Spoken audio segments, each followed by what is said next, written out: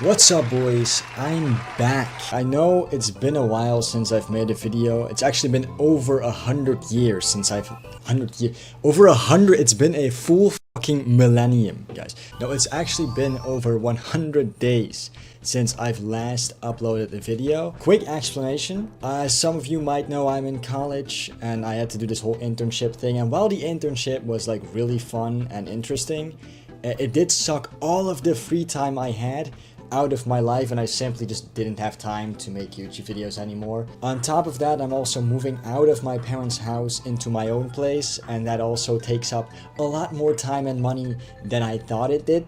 So I just didn't really have time for YouTube. But yeah, with that out of the way, let's get into the topic of today's video, which is of course Doom the Dark Ages. Now, Doom the Dark Ages looks like it's a phenomenal follow-up to obviously the two previous Doom games, Doom 2016 and Doom Eternal. I would love to play this game, but it's $70 fucking. Yeah, there's no way that I'm ever paying 70 euros, 80 euros, or especially not 90 euros, Nintendo, for a fucking video game. I'm not some glue sniffer, okay? And speaking of glue sniffers, there are some people who are very upset about the release of Doom the Dark Ages. I haven't made videos in so long, I kind of forgot their name, but they're like these slimy little gremlins, fucking like mouth breathing, nose picking idiots. What are they called again?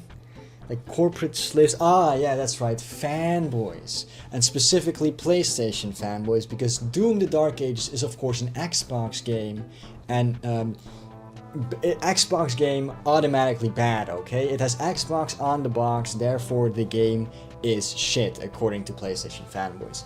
And today we're going to be covering a couple of PlayStation fanboys, you know, mostly some on Twitter, but mainly we're going to be talking about DreamCastGuy, who made an entire video talking about how Doom the Dark Ages flopped, apparently. Now, personally, I'm very curious to see how the newest entry in one of the most popular franchises of all time is a flop. So, let's just get right into his video. Hey there, gamers, DreamCastGuy here, and today we're talking about Doom the Dark Ages because we just had the first weekend of the game itself, and typically this is when player numbers spike. This is when we get a chance to see how much of a success or a failure a game actually was, and I have to admit that I'm surprised to say that it does look like Doom the Dark Ages flopped, and I have to say that this to me is just kind of mind-blowing because it seemed like it had so much marketing, so much hype, so much conversation. It was at every showcase and stuff, and also it's the newest game in the Doom trilogy. Yeah, so it would be pretty weird if the game were to just flop, right? That would not really make any sense, seeing, as how hyped up the game was before release and how much marketing there was. And the fact that it's like the newest game in one of the biggest video game franchises, how could it possibly flop? I mean, I'm really curious. These PlayStation fanboys are usually not very creative with their reasoning. It's usually it flopped because it has an Xbox logo on the box. Why is it that the Dark Ages seems to have failed? Now we're going to talk about it. We're going to take a look at some current player numbers and stuff, because I do almost think that this is indicative of a growing problem with a lot of games that are so high budget and really just don't seem to grab the love of the fan base in a way that they maybe used to have done. But let me explain. Hi, hope you're having a great day, and if you could please give this video a like and subscribe. Yeah, guys, please subscribe. In my absence, I lost a whole 19 subscribers. I would love to get those 19 subscribers back. If you're one of those 19 subscribers watching this right now, please, I beg you, consider resubbing to the channel, okay? I know where you live. I am in your walls. I wonder how much of this is the Game Pass effect. People have been discussing the fact that sometimes with games, this is the first Doom to launch day and date into Game Pass. Now, people debate about the Game Pass effect, about if you're getting a game for free, how much that's going to affect the full price sales. If you're paying $70, $80, $100 for a game, yeah, it's gonna affect the full price sales, especially if the game is $70. But if a game is 70, 80, 90 euros, like you say, obviously people are going to go for the better, cheaper option, which is subscribing to this subscription service.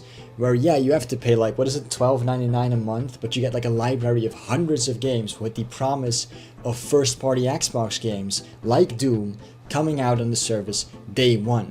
Why would you not pick that over paying an way too large amount of $70 for a video game, right? It's a ridiculous amount of money for a video game. Video games costing 60 should literally be the max. I think that sometimes is even too much to pay for a video game, right?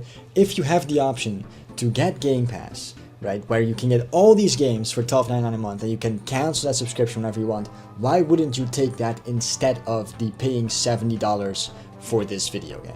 How many people instead are going to go, oh, I'll get it on Game Pass? Or how many people say, oh, it's on Game Pass, it must suck? I do see that talking point. Now, obviously... No, I only see stupid mouth-breathing PlayStation fanboys use that argument. Let's not pretend like there are actually normal people, normal video gamers, or whatever, that's so cringe to say, but whatever, normal gamers who write the game off completely just because it is on Game Pass. The only people who do that are PlayStation fanboys. I've never seen any normal person say, oh, the game is on Game Pass, well then fuck how it looks, fuck if I'm interested, it's on Game Pass, it must suck. I've never even heard that argument to begin with, except again from PlayStation fanboys who try to downplay Xbox first party games because, you know, they came out on Game Pass, so they must be low quality, because otherwise how would they make a profit? Because we all know that PlayStation fanboys all have their doctorate in economics and know exactly what's going on, right? They're all business majors, bro. Also, by the way, I am failing to understand how the game flopped, right, in quotes, just because there are a lot of people playing the game on Game Pass instead of buying a copy. Because those people are still playing the game and paying money to play the game. These numbers are very provably bad.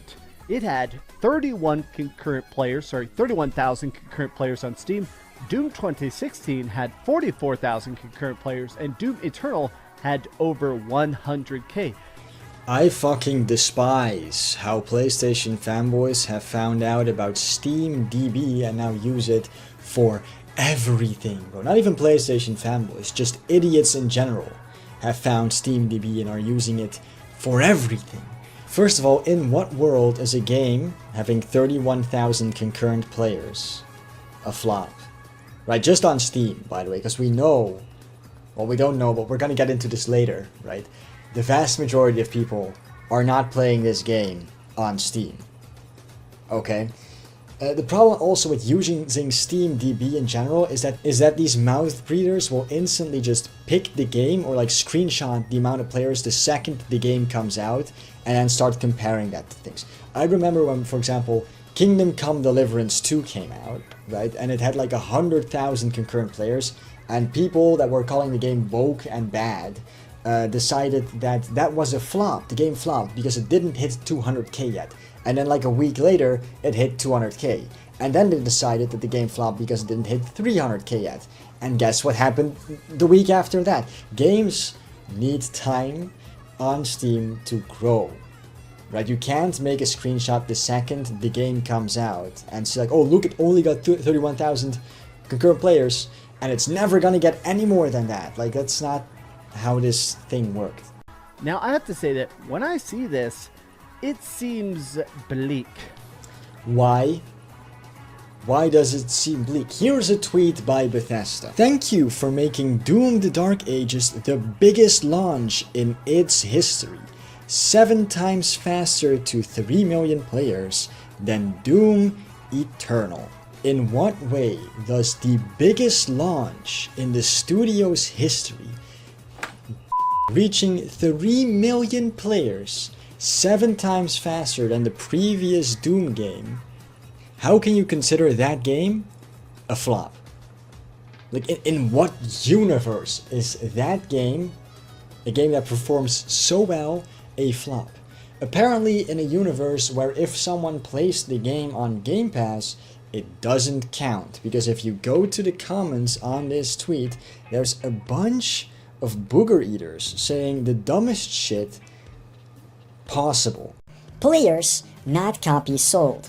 So, why does it matter if most of the people didn't buy the $70 copy of the game, but instead are playing it on Game Pass? I genuinely fail to see how that makes the game a flop. Studios use player counts when the games don't sell. Are you slow? But it's about the amount of people playing the game. How a dumbass. People need to buy the game in order to play it. How are people playing the game otherwise? Yes, they're playing it through Game Pass. Very good, that's right. But you still have to pay for Game Pass. And Bethesda still gets paid for putting their games on Game Pass just like every other developer does. And Bethesda specifically is part of Xbox, the people who own Game Pass and make the most amount of profit from it. The whole idea of launching games like this, like Doom the Dark Ages, day one on Game Pass is to get people to download and pay for Game Pass instead of actually buying the game. Like, yeah, if you buy the $70 game, that's a win for Bethesda, because you paid them a ridiculous amount of money for a video game. But if you play the game through Game Pass, that's still a win for Bethesda and Xbox, which is what Bethesda is a part of, because now you're paying them consistent money for this subscription service. I do honestly think a lot of it just comes down to the fact that right now, stuff is so damn expensive. Maybe I'm being too bleak, maybe I'm being too grand and contextual about it, but there have been more and more studies that there are people, even hardcore gamers, are buying 1 or 2 games a year instead of 4 or 5. Wow, oh my god, DreamCastGuy actually had a good take. Like, he actually said something that made sense. Now, yeah, he is right. Obviously, the games are getting way too expensive and most people only buy 2 or 3 new games a year. I can't remember the last time I bought a new game. Yeah, I genuinely cannot think about the last time I spent $60 on a new video game. I usually just play old shit. Or I buy... That's another thing. Don't support Nintendo or whatever, right? Don't support them. Just buy their games for cheaper on eBay. It's the same game, you don't support Nintendo, and it's cheaper. I don't see why more people don't do this. Anyway, the problem here with DreamCastGuy's take is that he gets it right? People aren't willing to spend 70 euros on a video game. But he isn't understanding that the game didn't flop because of that. Right? The game didn't flop because, it's 70 euros. Most people are playing this game on Game Pass, and the game is incredibly successful on Game Pass as well, which is completely different from him writing off Game Pass in his videos like, oh, Game Pass suck, games on Game Pass bad. Anyway, boys, Doom Eternal did not flop, regardless of what the PlayStation fanboys try to tell you, or even the anti-woke crowd tries to tell you, because I've seen some of them complain about the fact that Doom the Dark Ages is apparently woke and bad and flopped. I don't know how it's woke, but I guess I'll find out. Maybe that's the next video, who knows. But yeah, if you enjoyed this video, boys, and enjoyed my triumphant return to YouTube, obviously, please like and subscribe, and I'll see you all in the next video. Goodbye.